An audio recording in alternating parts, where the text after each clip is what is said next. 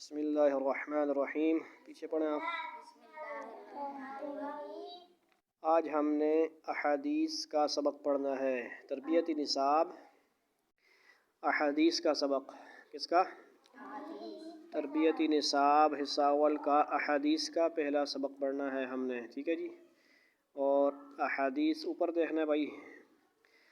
ہم اس کو رٹا ماریں گے پہلے. احادیث بیٹھ جائیں. رسول اللہ صلی اللہ علیہ وسلم کی بتائی ہوئی باتوں کو اور آپ صلی اللہ علیہ وسلم کے کیے ہوئے کاموں کو احادیث کہتے ہیں. ٹھیک ہے جی. اسٹیپ یاد رکھیں. نمبر 1 احادیث. رسول اللہ صلی اللہ علیہ وسلم کی بتائی ہوئی. اچھا باتوں بھی لگا لیں گے اسٹیپ 1 میں. رسول اللہ صلی اللہ علیہ وسلم کی بتائی ہوئی باتوں اور آپ صلی اللہ علیہ وسلم کے کیے ہوئے کاموں کو احادیث کہتے ہیں. یعنی 3 اسٹیپ میں آسانی سے یہ یاد ہو جائے. 3 اسٹیپ میں جب ہم یاد کریں گے جس طرح قرآن کا سبق ہم پڑھتے ہیں اسٹیپ بائی اسٹیپ یاد ہو جائے گا. رسول اللہ صلی اللہ علیہ وسلم نے فرمایا جس نے میری امت کے لیے 40 احادیث ان کے دینی امور سے متعلق یاد کی اللہ تعالیٰ اس کو فقیہ اٹھائیں گے. یعنی عالم فقیہ. ٹھیک ہے. اور میں اس کے لیے قیامت کے دن سفارشی اور گواہ ہوں گا. یعنی آپ صلی اللہ علیہ وسلم فرما رہے ہیں. ٹھیک ہے جی. یہ احادیث 40 کیوں بیان ہوئی کہ اس سبق کے اندر 40 احادیث آئیں گی. یہ جو احادیث کا سبق ہے. سبق نمبر 1 بھائی چارگی اخوت. یعنی ٹھیک ہے. قال رسول اللہ صلی اللہ علیہ وسلم المسلم اخو المسلم. اس کو ہم نے بار بار پڑھنا. المسلم اخو المسلم. پڑھتے رہیں آپ سب پڑھتے رہیں. المسلم اخو المسلم. المسلم اخو المسلم. المسلم اخو المسلم. یہ ایک طریقہ ہوتا ہے. کتنے طریقے ہیں؟ 4 طریقے یاد کرنے کے. سبق یاد کرنے کے کیا طریقے ہیں؟ اس کورس کے مطابق 4 طریقے ہوں گے. نمبر 1 کیا ہوا؟ کیا ہوگا جی؟ یا تو پہلے استاد پڑھا رہا ہے. نمبر 1 یہ طریقہ ہو گیا. دوسرا کیا ہوگا؟ استاد جو ہے آپ کو کہے گا آپ سارے اکٹھے پڑھیں. ٹھیک ہے جی. اور تیسرا یہ ہوگا کہ ایک پڑھائے گا, ایک طالب علم پڑھائے گا اور دوسرے اس کے پیچھے پڑھیں گے. سمجھ آئی کتنے ہو گئے؟ اور چوتھا طریقہ بورڈ پر ہے. بورڈ والا کام کرنا ہے. ٹھیک ہے جی. اب ہم نے اس ویڈیو کے اندر سارا ہم کام نہیں کر سکیں.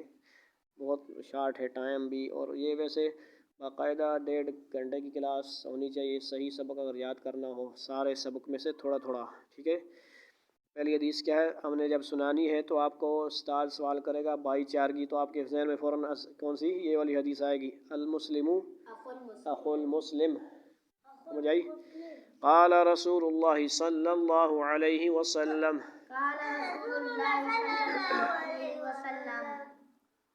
المسلم اخو المسلم. المسلم اخو المسلم. المسلم اخو المسلم. المسلم اخو المسلم.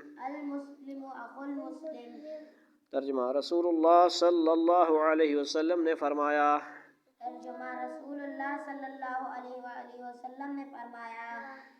مسلمان کا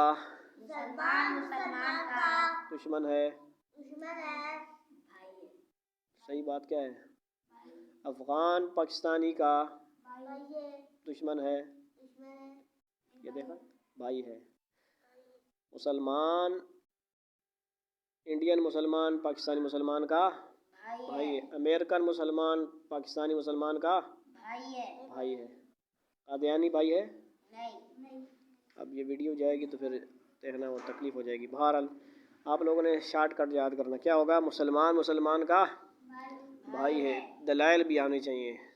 انما المؤمنون اخوہ، قرآن کہہ رہا ہے سورۃ الحجرات 26واں پارہ، انما المؤمنون اخوۃ، یاد رکھنا ہے۔ پھر آپ نے احادیث کی دلائل قرآن سے، قرآن کے دلائل احادیث سے، قرآن کے دلائل قرآن سے بھی دینے ہیں، صرف بچوں والا کام نہیں کرنا رٹا مار لیا، یہ تو بچوں کا کام ہے نا، بڑوں کا کام تھوڑا بڑے لیول کا ہوگا۔ المسلم اخو المسلم، ٹھیک ہے۔ الپاکستانی اخو مسلم الپاکستانی، افغانی، انڈین، ہندوستانی، عراقی، شامی، فلسطینی، آل مسلم، کل مسلم ایک جسم کی طرح ہے، سارے مسلمان کیا ہیں بھائی؟ اب کوئی یہ نہ کہے میں افغانی ہوں، میں پٹھان ہوں، یہ پنجابی ہے، نشتہ، یہ بات کیا ہے؟ غلط ہے، اس کام کو چھوڑ دیں۔ نبی صلی اللہ علیہ وسلم اس لیے نہیں آئے آپ کو لسانیت، قومیت کے اندر اور سیاست کی بنیاد پہ لڑایا جائے، بلکہ اتحاد، اس کے اندر بہت بڑا سبق ہے۔ کیا ہے؟ بہت بڑا سبق ہے۔ مسلمان مسلمان کا بھائی ہے۔ بھائی سے مطلب یہ نہیں ہے کہ بھائی بیمار ہے اور دوسرا سوئے رہے بس، ٹھیک ہے جی وہ بیمار ہے تو کیا ہے، میں تو ٹھیک ہوں۔ پڑوسی کا خیال، محلے والوں کا خیال، سب کا خیال کرنا ہے، یہ مسلمان ہے۔ المسلم اخو المسلم، ٹھیک ہے۔ اس ویڈیو میں ہم نے صرف ایک ہی سبق کو پڑھنا ہے، ایک حدیث کو بار بار، ٹھیک ہے، تاکہ یاد ہو جائے، دہرانا ہے بار بار۔ پھر اوپر سے پڑھتے ہیں احادیث، رسول اللہ صلی اللہ علیہ وسلم کی بتائی ہوئی باتوں اور آپ صلی اللہ علیہ وسلم کے کیے ہوئے کاموں کو احادیث کہتے ہیں۔ اس سے کچھ لوگ سنیں گے، دیکھیں گے ویڈیو وغیرہ تو پھر اعتراض بھی ہو سکتا ہے، کیونکہ یہ انہوں نے کورس آسان بنایا ہے، اس لیے ہم نے تو رٹا اسی کا مارنا ہے، لیکن تھوڑا تفصیل یہاں کی بیان کرنی ہوگی تو ہم یہ بھی کہیں گے کہ رسول اللہ صلی اللہ علیہ وسلم کے کیے ہوئے کاموں کو سنت بھی کہتے ہیں۔ کیا کہتے ہیں؟ سنت بھی کہتے ہیں۔ افعال کو، آپ صلی اللہ علیہ وسلم کا کھانا پینا، چلنا سونا جاگنا، یہ بھی کیا ہے؟ سارے سنت ہیں، اس کو بھی سنت کہتے ہیں۔ اور احادیث سے عام طور پہ اصطلاح جب لی جاتی ہے، باتوں کو کہتے ہیں، نبی صلی اللہ علیہ وسلم کی باتوں کو، آثار کو بھی، صحابہ کرام کی بھی باتوں کو کہہ دیتے ہیں، ٹھیک ہے جی۔ لیکن خاص ویسے احادیث اور حدیث کا مطلب بات ہوتا ہے، عربی لغت کے اعتبار سے اگر کہیں گے تو آپ کیا مطلب ہو گیا ہوگا؟ حدیث، لہو الحدیث بھی آتا ہے قرآن میں، ٹھیک ہے جی۔ وَمِنَ النَّاسِ مَن یشتری لہو الحدیث، وہ لوگ جو فضول چیزیں خریدتے ہیں، میوزک، ٹی وی، جو بھی خرافات چیزیں ہیں، اس کو بھی لہو الحدیث فرمایا گیا۔ اب آپ صرف ایک چیز فکس کر دیں گے آپ کے ذہن میں کہ بھائی حدیث سے مراد تو ہم نے پڑھا جی نبی صلی اللہ علیہ وسلم کے طریقے اور کام، تو وہاں پہ تو ترجمہ ہو رہا ہے جو لوگ فضول چیزیں خریدتے ہیں، لہو الحدیث۔ تو حدیث فضول باتیں بھی لغوی جب معنی کیا جائے گا تو پھر اس لفظ کا دائیں بائیں دیکھا جائے گا کہ وہ حدیث کیوں آ رہا ہے۔ جب عام طور پہ احادیث استعمال کیا جاتا ہے تو اس سے مراد نبی صلی اللہ علیہ وسلم کی احادیث ہوتی ہیں، جو آپ صلی اللہ علیہ وسلم نے ارشادات فرمائی ہیں، یعنی بخاری، مسلم، مشکات، جو سیاستہ کی یا جو بھی حدیث کی کتابیں ہیں، اس میں جو حدیثیں بیان ہوتی ہیں وہ نبی صلی اللہ علیہ وسلم کی باتیں، افعال، کام کیے ہوئے، جو آپ نے فرمایا، جو کر کے دیکھا ہے، وہ سب ہے۔ آگے